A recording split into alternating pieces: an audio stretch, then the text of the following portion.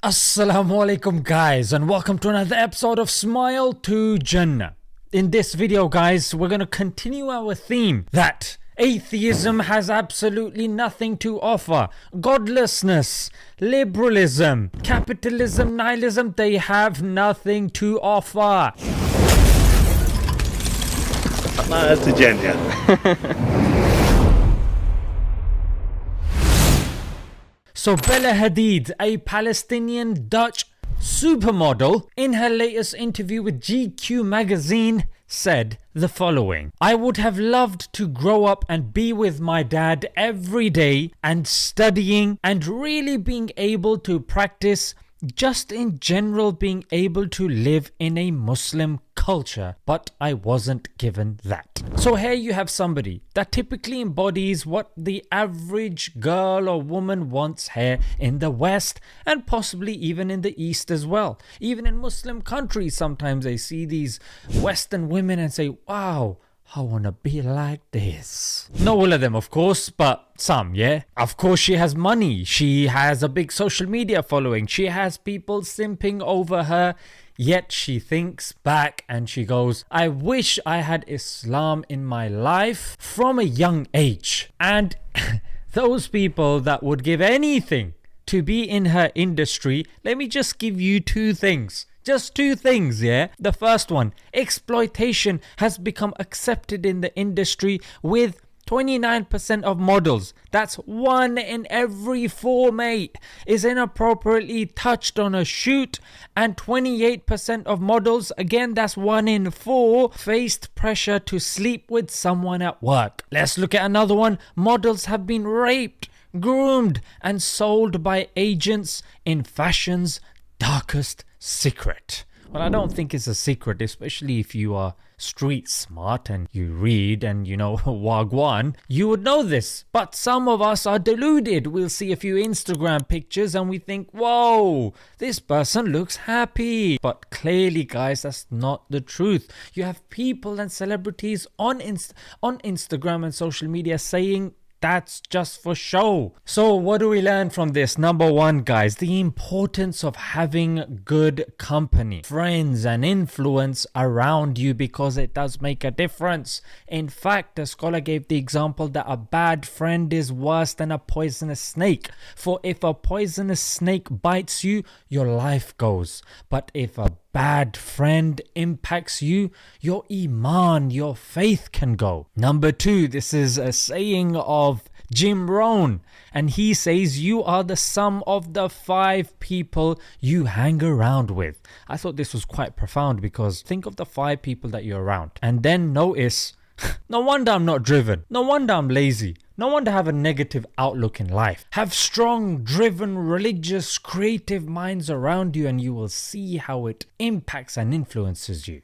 99% of our ideals are shaped by our colleagues, our friends, our teachers, social media, you name it, mate. That's why it's very important that we work hard when we're young so we can get a good job, so we can be flexible. The aim should always be to be self-employed, mate, that you can control your surroundings. When you go to these corporations and these jobs, you can't go in and say, yeah, I want that department right there, yeah. I'm not going to be doing that, mate. Next, we've got upbringing. Upbringing is vital. A lot of parents are saying, no, we've got to bring the money in, mate. I mean, just take your lifestyle down. You're paying for your Sky, you're paying for your Netflix, you're paying for your unreasonable phone package and all of this sort of stuff. No, I need this much gigabytes, mate. No, you don't. Just use Wi-Fi, bro.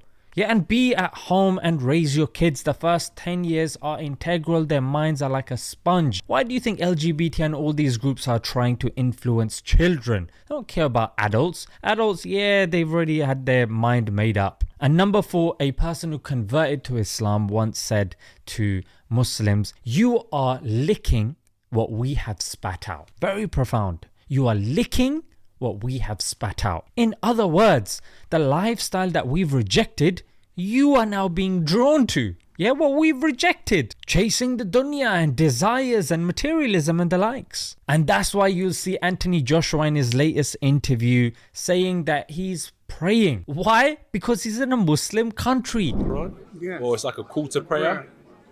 And so I get out my bed and I'm like, let me start praying. And since I've been here, I've prayed like every day, bro. That influences and affects you, the country that you're in. So some people say, how do I motivate myself to pray, mate? You got a non-Muslim here praying. A non-Muslim is praying, but how do I motivate myself? How do you motivate yourself to drink, to eat, to sleep? Nah, mate, I have to do those to survive. Well, you have to pray so that your spirit, your soul survives as well, because that's nourishment for the soul. If you don't pray, you break down. It's as simple as that. You don't need motivation. You have to do it. You just have to. So some people go, oh yeah, look, you got practicing Muslims and they're like this and they're like that. Look. Muslims are human beings as well. They are not immune to influence.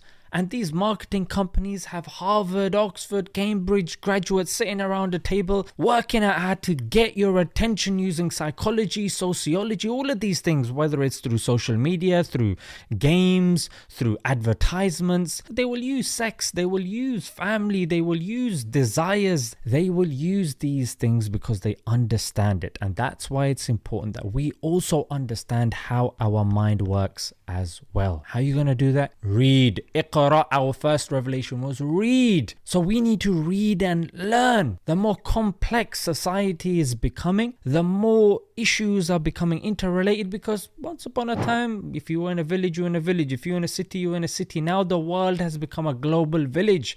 If something happens in one corner of it, it goes in a matter of minutes to the other side of the world. So guys, mashallah, these sorts of news should be celebrated. And yes, there'll be a few people saying, oh look, you shouldn't be doing everything. Look. Yes, we shouldn't be simping over celebrities. I get that. To totally go on the other extreme and say, no, they don't have an impact and we shouldn't. No, our kids are being impacted by them. So what better than to change the narrative? Yeah, change the narrative. And that's what we're doing here.